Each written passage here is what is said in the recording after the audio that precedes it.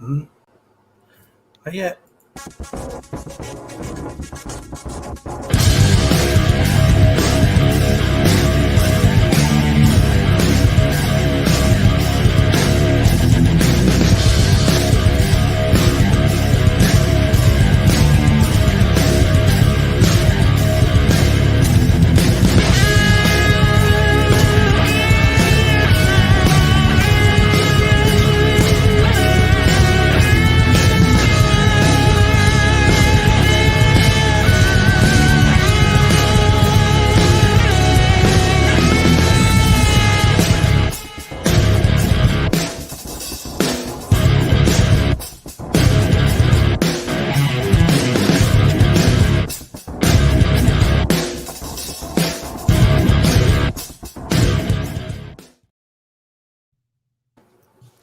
Hello and welcome to another episode of Chicago Sports HQ Chatter here on the Unscripted Sports Network.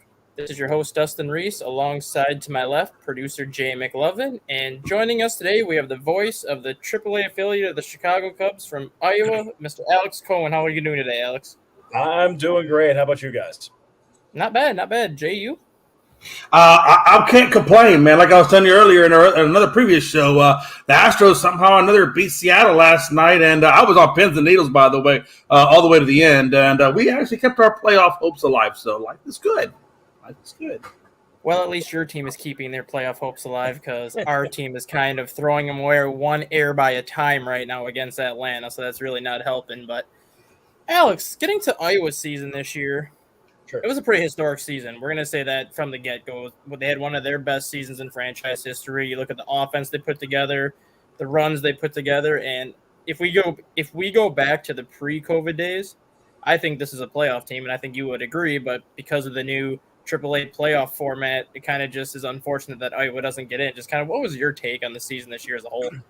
Yeah, I mean, the playoff format definitely doesn't help when you have to jump 19 teams and not in the PCL when you jump 9. So it's a big difference, and especially when you end up 17 games over 500 and you don't clinch a playoff berth. So I think that's a little unfortunate, but you brought it up. I mean, it was one of the best offensive teams in franchise history. When you said a franchise record for runs scored, extra base hits, walks drawn, OPS, on base percentage, it doesn't really get much better than that. So seeing guys like Christopher Morel start off the season, Matt Mervis, Pete Crow Armstrong, we had 7 walk-offs. We had 4 walk-off homers, back-to-back days of walk-offs against the Memphis Redbirds, AAA affiliate of the St. Louis Cardinals.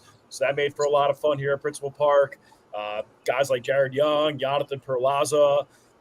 It was great. I've been the voice of the Iowa Cubs since 2018. It was the most exciting team that I've been a part of. So I hold that in pretty high regard.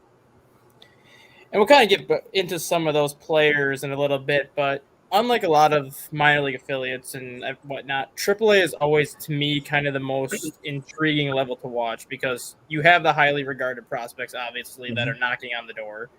You always have those situations where you're signing veterans to minor league deals, signing them to AAA kind of to give them a chance to do something. You have the players going through the injury rehab system that's kind of getting resituated with the team. This year with Iowa especially, it seems like for the most part, every player that contributed to Iowa at some point also went to the major leagues and contributed to the Cubs at some point this year, whether it was good or bad. Just how do you think the performance in Iowa this year, especially knowing how Morel started and players like that, helped kind of with their production once they got called up this year? I think winning breeds winning. And I think you start that with last year, South Bend Cubs obviously winning the Midwest League Championship. And then this year, Tennessee Smokies winning the Southern League Championship. And then 3 affiliates of the Cubs system being over 500, 10 games over 500 at least. And I think that winning breeds winning in that locker room starting in spring training. And I think, having guys here, you brought it up, the Jared Youngs, the Miles Mastrobonis, the Pete Crow Armstrong right now, even though small sample size. Matt Mervis going up for a little bit and having up and down results. Jordan Wicks coming up and going 3-0 in his first 3 starts. I think if you look top to bottom and in the Icubs lineup from day one, they made big league contributions, as you said. Christopher Morel having 11 home runs with us and then going up into the big leagues and having 20-plus home runs up in the big leagues. Alexander Canaro having that huge stretch with the Iowa Cubs. And then coming up and in his first start, hitting a grand slam and driving in 5. So I think the tangible effects from the Iowa Cubs going up to the 2023 Chicago Cubs and impacting a playoff run, you can feel that. It's really exciting. Yeah, some of the players that I think a lot of people expected to see in AAA this year, like Jordan Wicks, Pete Crow Armstrong, and other guys like that. I think not only did they produce at a high level, but they did better than what people thought they would. I'm going to start with Jordan Wicks, for example. Sure. When the Cubs took him in the first round, a lot of people kind of compared him to Cole Hamels because of that changeup and just kind of the way he pitches. And yes, he had an up and down 22 in terms of the results, but all he did this year in the minors was go 7-0 in the minors, didn't lose a game, goes to the majors and starts 3-0 before he lost. Yeah. So taking off 25, 26 total starts now. The guy is 11-1 this year. Just what did you see out of Jordan Wicks? I know he was only there for like 9 or 10 starts compared to what he was at Tennessee, but I really do like the makeup of Jordan Wicks. And if the Cubs somehow do find a way to get into the postseason, I'm comfortable putting him after Justin Steele and Kyle Hendricks right now as that number 3 in the rotation. Yeah, Bulldog, pro. I mean, I think I said it right when he got called up. He could come out and start, and it's not his best stuff, or he doesn't have full control, and he will still find a way to give you an opportunity to win. Look at the start where he gave up, 3-4 runs in the first inning. It was our second start with the Iowa Cubs, and then he came back and he threw 4 scoreless, and he gave the I-Cubs an opportunity to win a game, and they ended up winning that game. So I think that he is well beyond the learning curve of being a 2021 first-round draft pick. I think that he's a guy that can adjust pitch by pitch, batter by batter, inning by inning on the fly. And I think that's somebody that every 5th or 6th day that he goes out there, he will give you an opportunity to win. And that's what you want out of a starting pitcher in 2023. So I'd be comfortable, too, giving him that third starter role in the playoffs in a potential 3-game, 5-game, 7-game series. But fortunately for the Cubs, they have Jamison Tyone pitching well. They're getting Marcus Stroman back. Kyle Hendricks obviously throwing well. And Justin Steele, a Cy Young candidate. So you kind of have an embarrassment of riches when it comes to your starting rotation. And then another guy that I know people were really high on was Ben Brown, especially when you look at what he did right after he got traded from the Phillies organization to the Cubs organization, and then the start he got off to this year before he kind of struggled a bit going into the All-Star break, comes out of the All-Star break and gets hurt before they kind of moved him into the bullpen a little bit. Given the nature of where that Cubs bullpen is right now, and I think everyone's starting to see how fatigued that bullpen is right now, it just seems like everybody's got a forearm injury or pretty much call me out of the stands, I'll come up and throw an inning for you at this point because that's pretty much all you got left. Are you surprised the Cubs haven't even considered bringing Ben Brown up at this point just to kind of give the bullpen some help, just because it doesn't seem like they know what he's going to be long-term right now? I mean, I'm sure they've considered it when you're dealing with a lower body injury, especially late in the season when you've already thrown 100 innings. And you're a 23-year-old pitcher, you have a bright future for you. You want to be careful with that. And seeing Ben come back, his first couple outings out of the bullpen, he was 94 to 96. His last 2 outings, he was 97 to 98, and finally started looking healthy. So I think they're taking a conservative approach with that. I think they want him to be healthy. I think they want him to start throwing in the offseason, and then come spring training, you finally figure out that role. If he's going to be a back end of the bullpen arm, fastball, breaking ball, or if he's going to be a starter. So it's only his first full year in the organization. I think they have a conservative approach to him, just based on the injury history. Remember, he's a guy who came back from Tommy John surgery too. So I think that being careful is a smart decision with Ben Brown. And I think that 2024 is a huge year for him. And I know a lot of people look at the numbers in AAA, especially with the ERA, and they kind of are like, wow, these pitchers really aren't that good. But unless you follow AAA baseball, you don't realize how difficult it is to post a low ERA in AAA, especially in the Pacific Coast League.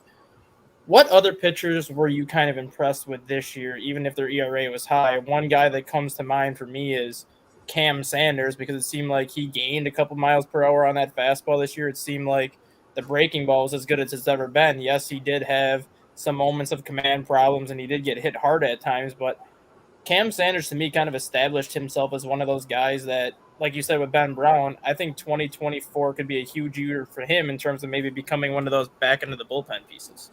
Yeah, I mean, Cam has incredible stuff. He has big league, back end of the bullpen type stuff, topping out at over 100 miles per hour. His slider is disgusting.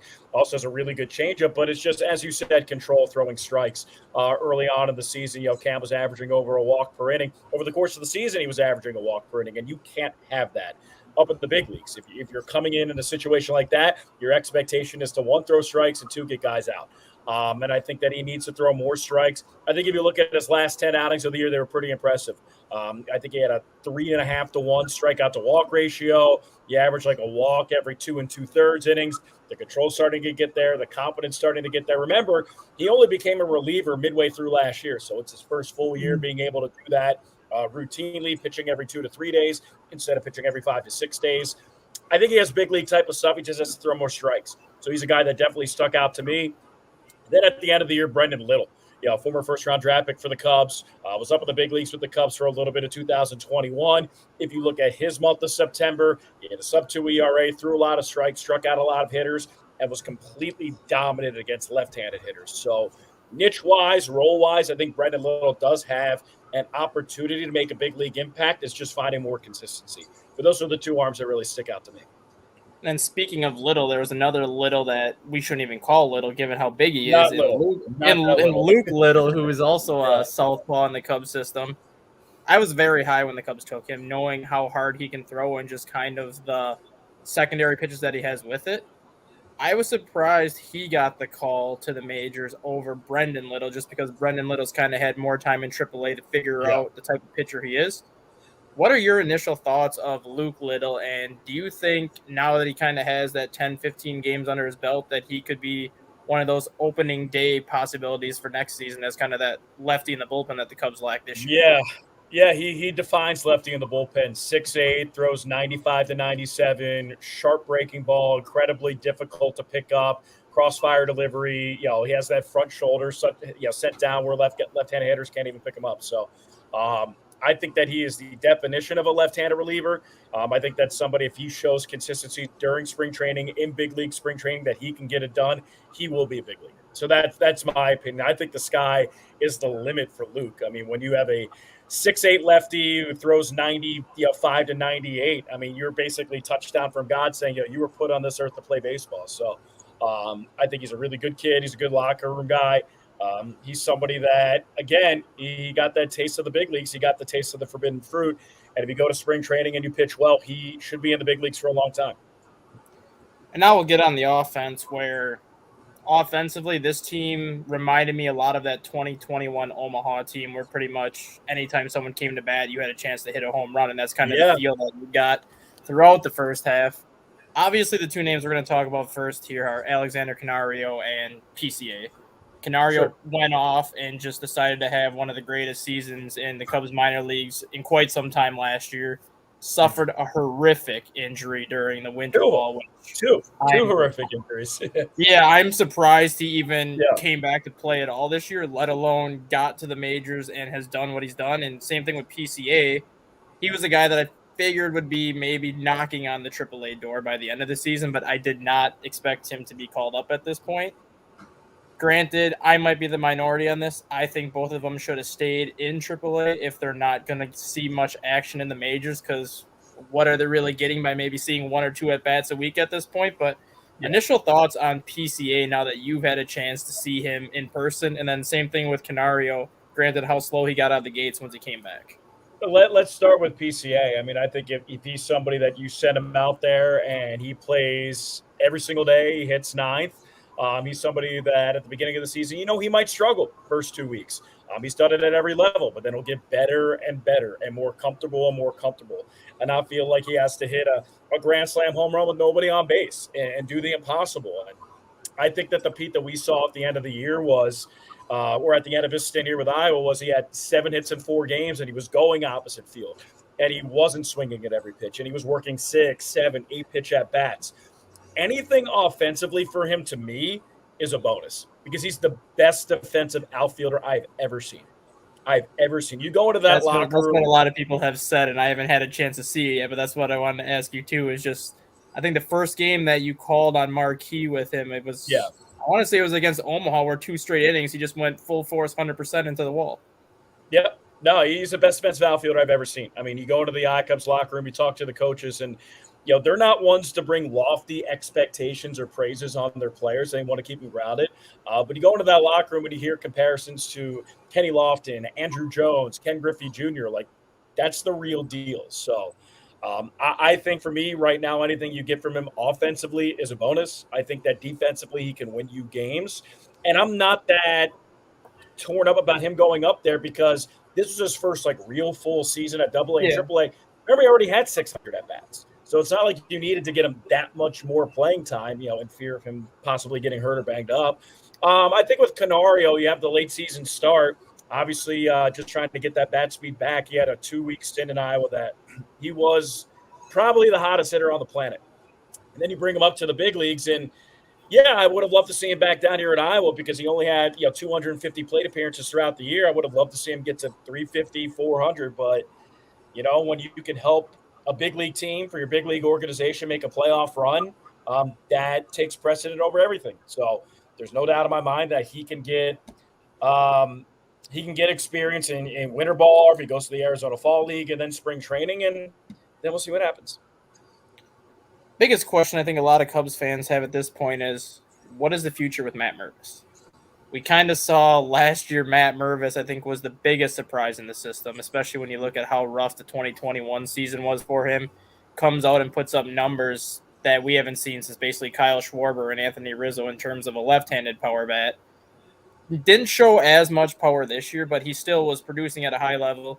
Cubs called him up, gave him a chance for 20, 25 games, and then kind of had the same thing right now where they didn't play him and sent him back down. What do you think is his future with this team? And I'm going to leave it kind of as like an open-ended question, because if the Cubs retain Cody Bellinger, that's going to be kind of the mystery with where he falls. Yeah, I mean, it completely depends on what the Cubs decide to do in free agency and what they want to do with PCA. If they're going to bring up, PCA to be the starter in center field at, opening day 2024, and Cody Bellinger, you re-sign him to be first base, well, odds are Matt Mervis is probably not going to start. If anything, he'll be the DH. And I think that's just simply from a numbers game. But it's interesting. You look at Mervis's stats over the course of the entire year. He had 25 homers. He had 25 doubles. He drove in over 90 runs. At the AAA level, he had a higher on-base percentage this year than he did last year. He had a significant amount of walks. His strikeout rate dropped. So I thought all in all, he had a really successful year. Obviously, you want him to get a little bit more rope up in the big leagues to, trial by error, succeed and fail. And given the team and where they were at in the playoff race, he wasn't given that opportunity. So I can understand why. David Ross said that he wants to go with his guys that got him there, and he's completely entitled to do that and go with the team that's had, a pretty large amount of success and surpass expectations over the course of the year. So I think Matt Mervis's future with the Iowa Cubs, with the Chicago Cubs, is completely dependent on what the Chicago Cubs decide to do November through January. And I think another player that's kind of on the same boat is one of my favorite players, especially after watching what he did this year, is Jonathan Perlaza. Knowing that he's not on the 40-man roster right now, and I think can be taken by somebody in the Rule 5 draft this year if the Cubs don't add him. I think they'd be foolish not to put him on that 40-man roster right now, especially after what he did this year. And if you do add him to that 40-man roster, it now becomes a question of who are you taking off and what are your plans for him? Because I hate to say this just because I don't like when players lose their jobs because of injuries.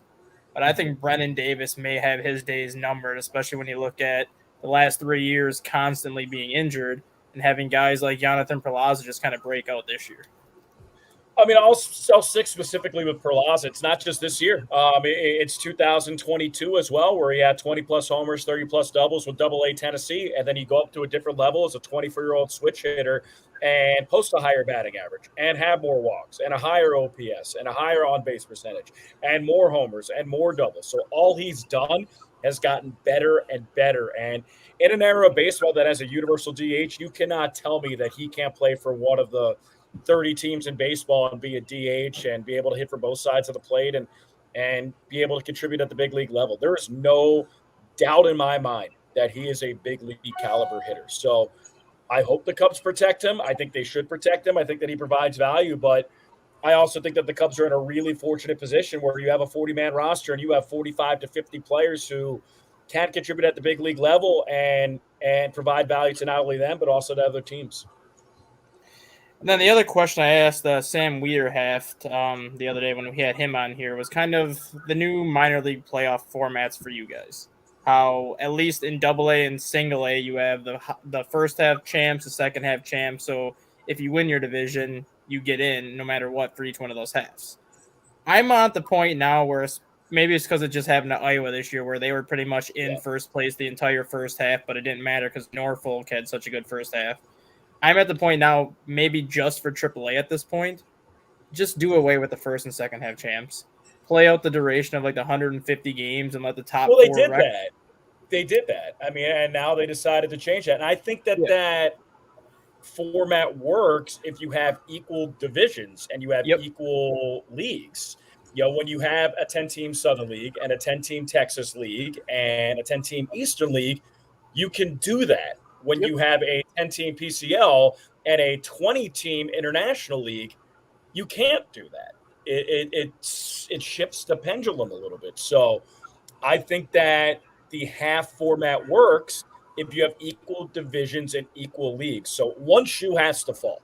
If you're not going to have equal divisions or equal leagues, go back to a traditional format, as you said. If you have equal divisions and you have equal leagues, then you can have a half format. I think it's as simple as that. And then since you've now had, I think, 3 years under the new 6-game series format as opposed to the old 3, 4, whatever series they wanted to give you, are you for or against that 6-game series? I'm on the fence about it just because I don't like seeing the same team 6 times because you see their entire rotation at least once, and then you're throwing whoever threw Tuesday is throwing again on Sunday, and I think it takes away from teams having an opportunity to play more teams in the International League, more teams in the Pacific League because you're not playing everybody anymore. Now it's strictly pretty much your entire division with a couple other teams sprinkled in here and there. Yeah, I definitely look at it from 2 standpoints. I look at it from your standpoint and the competitive standpoint that, yeah, you would love to see more teams, and I don't want to see a bullpen arm 3 or 4 times in a series. That dilutes the competitive advantage or disadvantage. But also, I'm the team's travel coordinator, so I love planning less flights and less bus rides. So I look at it from that standpoint. From the wear and tear standpoint, you know, 6-game series are definitely better. And from the competitive standpoint, they're definitely worse. So there's a push and pull, there's a give and take, and I think that they, have to try to figure it out. And then last question I have for you before I'll kick it over to Jay for some questions. Sure. What is, because I know you've called obviously some spring training games because I've seen you call some spring training games before. What do you like most about calling minor league baseball? Whether it be, I don't know if you started at the lower levels and worked your way up, but I guess what do you like calling more about minor league baseball that some people might not realize when you're not calling the game, I guess? It's just, and I don't think this is like exclusive to like minor league baseball, but just baseball in general. I mean, getting to the ballpark on a Friday night during the summer, when you have 11,500 fans and you have fireworks after and you have a walk-off home run against one of your rivals. I mean, there is no better feeling atmosphere in sports that I've ever called. And, I've called basketball, I've called football, I've called softball, I've called gymnastics, I've called hockey. I mean, when you get a walk-off bomb in front of your home fans in the summer and it's fireworks and, as I said, it's 11,000 people and you beat Memphis, like the hair on my arms kind of sticks up thinking about it. So I think just like atmosphere-wise, in the big leagues you have it too. But in minor league baseball, I do think that it's a little bit more special and fun and free. All right, Jay, what do you got? Yeah, mine is just more, I was just kind of curious. I know the minor leagues, or at least with Major League Baseball and the Players Association, they really kind of bumped up the pay that these guys are getting now. I used to hear the horror stories all the time about living out of their cars and stuff like that. How do the minor league players feel now, at least, in Iowa? How do they feel about the pay that they're getting now and their living conditions and things like that as they're trying to work their way up the ladder run? I think you got to crawl before you can walk. I think you have to walk before you can run. I think they're now in the walking phase. I think that they're getting the non-40-man guys getting their housing stipulated and paid for. It certainly helps. And I think that where they need to grow is the consistency they have from organization to organization. With the I-Cups, they had some pretty nice housing here. And I've heard from some other organizations the housing wasn't so nice. So I think they need some consistency within those organizations and within those levels, what they can do, what they can't do. But here specifically with Iowa, I think that the housing conditions were better. Getting food enrichment conditions were better. I mean, we had a full-time, I wouldn't call her chef, but a nutritionist that came in, and her name was Paige Haven. She did a spectacular job keeping the guys healthy and making sure that they were nourished and were able to afford food and being able to maintain a big league professional athlete diet. So I can only speak specifically from the Cubs organization. I think they're doing it right. Just from what I've heard with other organizations, it isn't consistent. So I think it needs to be more consistent. Yeah, absolutely. I was telling Dustin, and we talk about this all the time. There's a lot of MLB clubs, in the league that really are more or less free agent driven in their teams and less on the farm system driven in their teams. I won't mention names: New York Yankees, Mets, teams like this. And I give Frankie such a hard time. The Astros, have been lucky enough in our organization that we have driven primarily through the farm system, aka pretty much anything south of our border. but yeah, I mean, we drive heavily in our farm system, and I see the Cubs do that. And I tell them all the time that Tampa Bay does it. The ones that have the lower, payrolls in the league do it, and they're getting championships, or at least they're in the playoffs, versus the other ones. And I tell them all the time, I was like, I feel like you have to grow organically through your farm, and then sprinkle it with a few free agents where you need to. And I think that's kind of the measurement for success. How would you rate the developmental side of your minor league organization in terms of developing your players and your pitchers to really get up and be the best they can be once they get to the professional level? Well, I think that development of the minor league system is huge. I mean, if you look at the last, 2 or 3 years, 3 or 4 years, the organizations that have won minor league championships, the Baltimore Orioles, Norfolk right now. I think it was Delmarva that won 2 years ago. Tampa with Durham and Bowling Green winning year in, year out. And you look at those organizations and what their minor league affiliates have done over the last 3 or 4 years and what they're doing now. There's no question about it that if you win at the minor league level and you're able to find those players who can breed a winning environment, you're going to win at the big league level. Look who just won the Pacific Coast League Championship, the Oklahoma City Dodgers, one of the best teams in the National League, the Los Angeles Dodgers. So that type of success breeds organizationally, organically, and not just at the big league level, but also at the minor league level as well. Yeah, I'm not really too familiar with Iowa. I just kind of looked at a few things I found online, and I was looking at where you are in the stands. It looks like you're about third in the standings. What do you think about this Iowa team where you are now, and where you see them next year in terms of growth? Yeah, I mean, so I've been the voice of the Iowa Cubs for 5 years. 2 winning seasons. 2019, they made the Pacific Coast League playoffs, and this year, obviously, a non-playoff team. I think on paper, on the field, this team was better than that 2019 team, which is really impressive to see. I think you look at the level below, the Tennessee Smokies just won the Southern League Championship. And the year before that, A-ball team, they made it to the playoffs in the Carolina League. So I think that the Cubs system is in really good shape, really good position. I think they've drafted really well over the last 2 years. I think that they've made trades for guys in the minor league system that have really helped them, trading for Ben Brown for David Robertson, trading for Hayden Wesneski for Scott Efros. I think that they have pushed all the right buttons. It's just developing that talent and making sure that, from AA they succeed in AAA, and AAA they succeed up in the big leagues. And I think they've been able to do that. Yeah, the last thing I wanted to say, I'm going to turn it back over to Dustin. It's not a question, more of a comment. I can just speak as an American League team. You're a National League team. I wish you nothing but the best. And if you were the Yankees, I'd tell you go to hell. Appreciate it. Hey, I spent some time up in Milwaukee, and I'm not a Brewers fan by any means. So anytime that Cubs can beat the Brewers, I typically always root for the Cubs. So. Yeah, Cubs Stros World Series. Let's get it done. Yeah, like you were saying too, Alex, with Tennessee winning this year, you had South Bend winning last year, and I want to say roughly 70% of that Tennessee roster was on South Bend last year, so it was kind of like a winning pattern. And now you look at the Tennessee roster and put it to kind of where that Iowa roster might be next year. Yeah, you're probably looking at 50 to 60% of that Tennessee roster coming up.